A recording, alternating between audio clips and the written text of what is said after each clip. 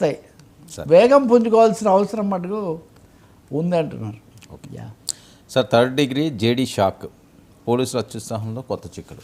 ఇది చాలా అండి. నిన్న మనం మాట్లాడిన వాటిలో ఒక 2 అంశాలు బాగా అందరూ చూసినవి, అభినందించినవి, తిట్టినవి కూడా. ఈ 3rd డిగ్రీ దానికి చాలా విశేషం ఏమంటే, వర్మ కింద కామెంట్స్ చూస్తే వీళ్ళు తిట్టారు, వాళ్ళు తిట్టారు. నేను ఒకటి చెప్పా, రెడ్ బుక్ లేదు, ఇంకో బుక్ లేదు, రాజ్యాంగం అనేది ఒకే బుక్ ఉంది. 3rd డిగ్రీ అనేది సరికాదు, ఇంకా మిగతా విషయాలు మీరు ఏమన్నా మాట్లాడండి. పోలీసులకు రోడ్డు మీద కాళ్ళ కొట్టే అధికారం లేదు. రెండోది, కొన్ని ప్రశ్నలు వేసాను, ఆ ప్రశ్నలకు ఇప్పటికీ నాకు సమాధానం రాలేదు.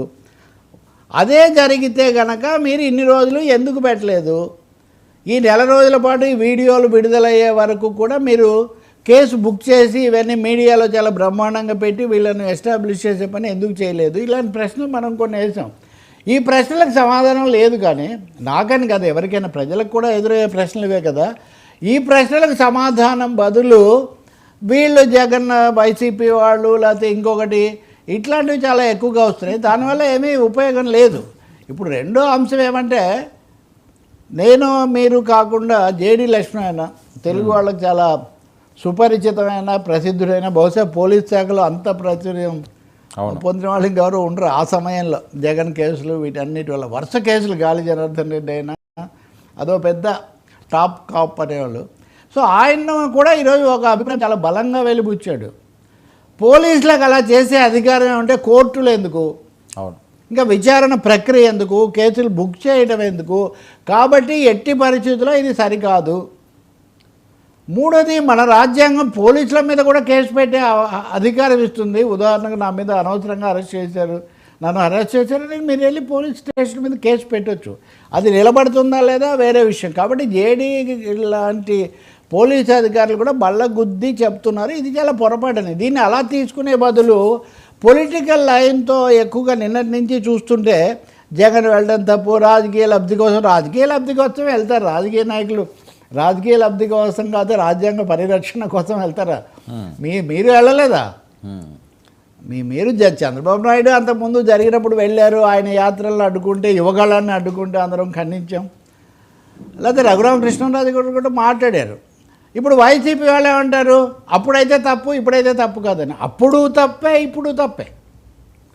కాబట్టి నేను ఈ జేడీ గారిని ఎందుకు కోట్ చేస్తున్నానంటే, ఒక మీడియాకు, ప్రజలకు పరిచితుడు కాబట్టి కాస్త అథారిటేటివ్గా నిబంధనల ప్రకారం కూడా స్పష్టంగా చెప్తున్నారు ఆయన, ఇది సరికాదు. పోలీసులు కనుక ఈ విధంగా చేస్తే, ఇప్పుడు ఉదాహరణకు ఒక స్టేషన్ కాబట్టి సరిపోయింది, అన్ని స్టేషన్లలో ఇలా చేస్తే, అన్ని కేసుల్లో ఇలాగ చేస్తే. ఇంకోటి చాలా విచిత్రమైనది, మన మీడియా ఎంతగా రెగ్యులేటెడ్గా ఉందంటే, నేను నిన్న ఇక్కడే మాట్లాడాను, కిడ్నాప్, ప్రిన్సిపాల్ కిడ్నాప్, భూముల ఆక్రమణ, దాని మీద జరుగుతున్న అఖిలపక్ష ఉద్యమం, ఎవరే మాట్లాడేంటండి? ఎమ్మెల్సీ, అందులో ఆయన కూడా తెనాలిలో అంతకుముందు చాలాసార్లు ఎమ్మెల్యే. మరి ఎందుకు ఎవరేం మాట్లాడలేదు? కొన్ని అంశాలే చర్చకు తీసుకొని కొన్ని అంశాలు పక్కన పెడతారా? మీరంటే ఏదో మంచి కొంచెం అవకాశం కల్పించారు కాబట్టి మనం మాట్లాడాం. కాబట్టి ఈ పద్ధతి మంచిది కాదు.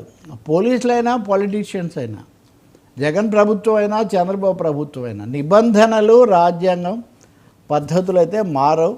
కాబట్టి ఎంతసేపటికి వాళ్ళు ఏదో గంజాయి బ్యాచ్ కాబట్టి వీళ్ళు లాఠీల బ్యాచ్, 3rd డిగ్రీ బ్యాచ్, గంజాయి batch versus 3rd degree batch అంటే మనం ఇద్దరిని వ్యతిరేకిస్తాం. అవునా కదా? కోర్టులో తేలాలి, అది తేలాలి కోర్టులో. మూడోది, ఇప్పటికైనా కానీ గంజాయి బ్యాచ్ అయి ఉంటే కనుక ఆ విషయం బయటపెట్టవచ్చు కదా. మా దగ్గర ఆధారాలు ఇదిగో ఇవన్నీ ఇట్లా ఉన్నాయి, అది జరగలేదు కదా. ఇది ఏప్రిల్ 22 తర్వాత జరగలేదు, మే చివరిలో ఈ విషయాలు బయటకు వచ్చిన తర్వాత జరగలేదు, జగన్ పర్యటనకు వెళ్తున్నాడు అన్న సమయంలో అయినా రాలేదు. ఇప్పటికైనా ఇందాక శ్వేతపత్రం అన్నట్టే ఇక్కడ కూడా ఒక వాస్తవ పత్రం విడుదల చేస్తే వేరే అంశాలు మాట్లాడుకోవచ్చు, లేకపోతే అదే జరుగుతుంటుంది ఇంకా. సార్, డిఎస్సి డిబేట్, ఏపీలో డిఎస్సి నిర్వహణ